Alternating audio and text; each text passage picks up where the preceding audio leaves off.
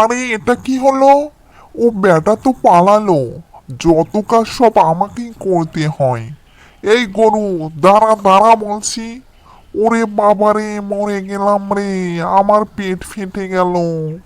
দূর, ওকে দিয়ে কিছুই হবে না। দাঁড়া, আমি এগিয়ে ধরে আনছি। আমাকে মেরো না, আমাকে ছেড়ে দাও।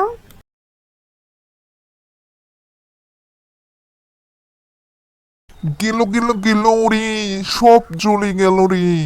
মরে গেলাম রে। ওহো লালা, বড় লোকসান হয়ে গেল। মামা ধরো, ওকে ধরো। কি বলো, এবার পালাবি কোথায়? তুই আমাদের অনেক দৌড় করিয়াছিস। মামা তাড়াতাড়ি ওকে ধরো, তা না হলে বেটা আবার পালাবে।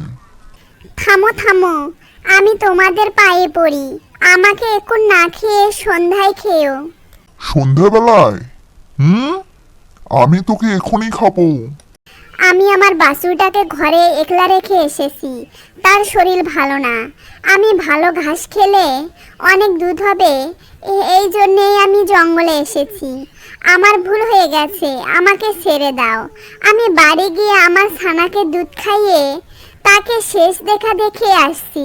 তারপর তোমরা আমাকে খেও।